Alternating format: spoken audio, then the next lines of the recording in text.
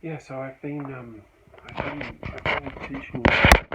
teaching English in China for about almost 10 years now, and so it's definitely something I know a little bit about. Um, there are three kinds of school you can work at. You can work at a training center, which is usually either for children. There's some for adults, but there's not many for adults now. And I've worked at those. I've worked at a lot of those. You can also work at universities. I'm currently working at a university now. Those jobs are good because you often get a lot of time off. You get the summer off. You get the winter off. So you get a lot of holidays. In the past, those jobs didn't pay a lot of money. Actually, they just paid enough. I mean, enough to sort of like I just closed the curtain in my little room. They paid enough so that you could sort of live, but they weren't they weren't very lucrative. But now universities are paying a bit more actually, and you can get roughly about $2,000 Australian or nearly $3,000 Australian. You can also work at international schools, and the more prestigious international schools, like the better ones, and if you have a teaching degree, a teaching license or registration in your country, you can make pretty good money. You know, you really can. You can you can make sometimes you can make as much money as you could in your country, but of course in China, the cost of living is less, and so it all works out pretty well. Um, the number one way that you can make money in China as an English teacher is by doing side work. That's basically how it works. So if you wanted to like look at a classic example of someone who does make a lot of money in China, they would be a teacher who's got a day job and they've got an evening job and they've got a weekend job. And by doing that, you can actually really make a lot of money. But it is tough, you know. It is tough. Like you've got to have the determination to be able to do that. Like it's not something that everybody can do. Not everybody can work 40, 50 hours a week or 60 hours a week.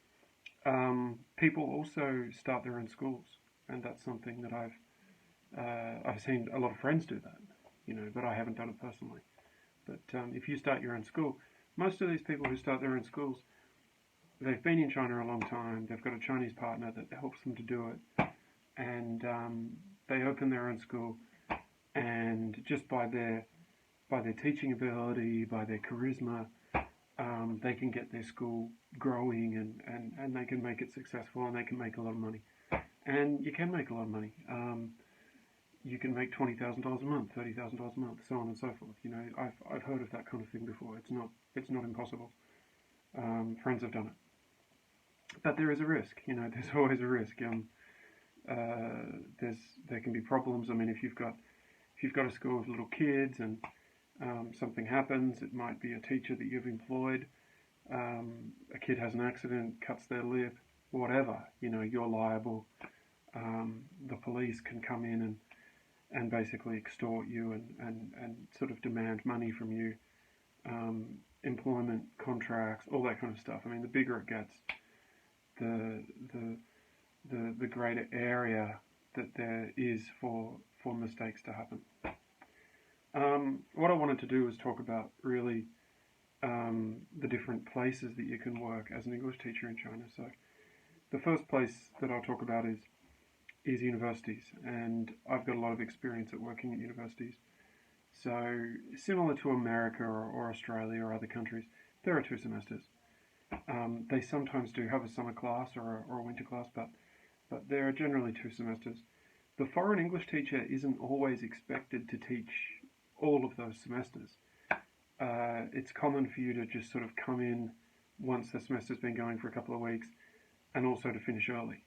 And that's kind of cool because, you know, if you're lucky, you get paid for the whole year. You get paid your salary for the whole year, which is great. Now, what does the work involve? The university teachers are given quite a lot of latitude in terms of what they want to do, but you obviously have your little, you know, you can have your little conscience nagging at you like, am I doing a good job? Am I a phony? Am I a fraud? Am I letting these students down? Because, I mean, it's not just a job, obviously. I mean, you're dealing with people, you're dealing with other human beings. So, I mean, there's always going to be that instinct. If you're not a totally broken person, there's going to be that instinct to try to do a good job. So, what I've tried to do in the past is, and what I'm continuing to do, is just assist them with their pronunciation. So to help them to have a standard, understandable pronunciation by getting them to speak some pangrams. Pangrams are sentences that use all of the sounds of the English language. Helping them with some common mistakes, and trying to give them some confidence by getting them to present. And I've actually been giving them written feedback, so they'll give their presentation, and then I'll be busy writing down, and I even have put it in an envelope and whatever. But I've got friends who are probably, they're probably better teachers than I am, and well, they are, probably. Um, and they don't do that. They do different things. They just do activities within the classroom, and it depends on your personality. Like, I've chosen a way that I feel comfortable with. But you've got, like I said, you've got a fair bit of latitude. Your class may be observed once or twice, but it's not common. Like, I haven't had my classes observed for a long time, actually. So maybe my manager will stumble upon this and decide to watch me a lot.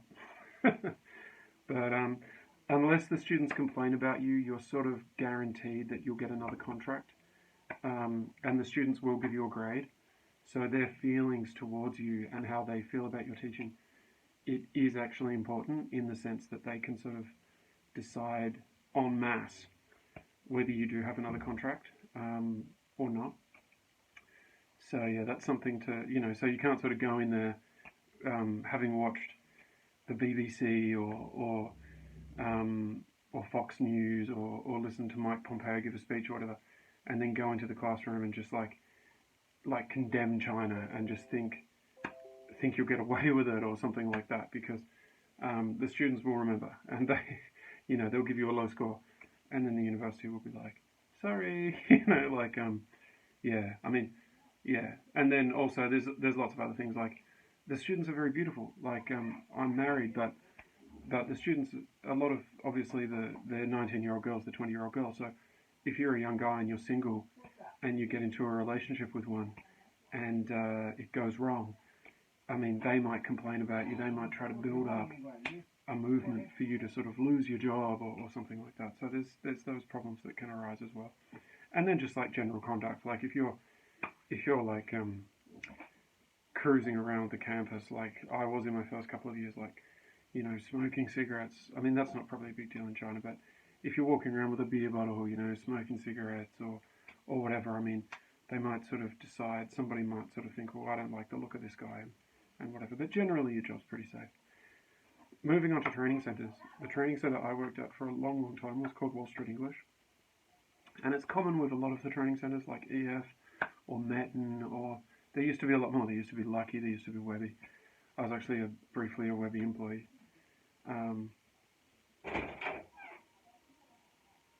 Get out of here, Papa, because I'm trying to record a video.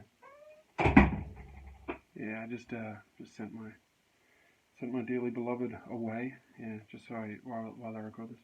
But yeah, they're all basically the same, and you follow a set course. So you'll pick up the class from a folder, and you'll go into the room, and you'll into the classroom, and you'll teach it. And it's like a factory, really. Like you're moving the students through the levels, and you're getting paid like a little bit more, usually a lot more than at most universities.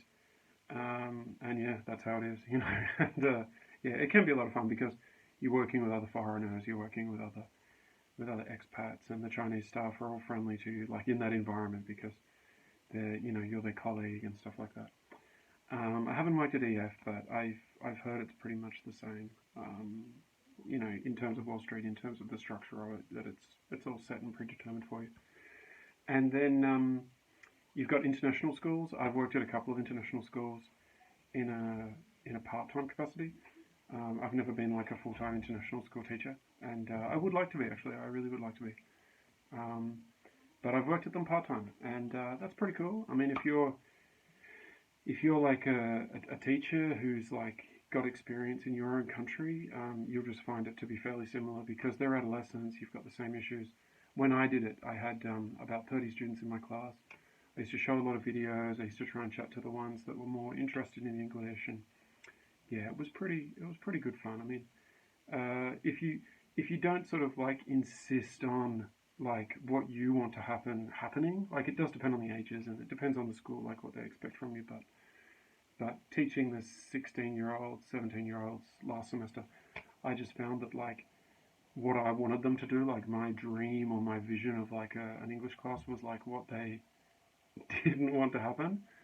So yeah, I just had to adapt and try and just make the classes as tolerable for them and for me, but still have that level of like you feel that you're doing a good job and you feel like you can talk to your manager and you're not sort of like hiding every time a manager walks past or your manager walks past, or you're not having to lie to them like because they'll ask you like how was your class, how do you feel about your classes, and it's a bit awkward if you're like going oh yeah it's great, but then you're like you're shaking or something, or I'm not a very good liar, so I just try to keep it real or whatever. But yeah, I mean, a couple of things I haven't covered are kindergartens. I haven't really had any experience working in kindergartens, but a lot of my friends do. I mean, if you like kids, if you actually like little children and stuff, and hanging out with them, that can be a great job. Like I'm friends with people who do that, but I just haven't gotten any experience at it.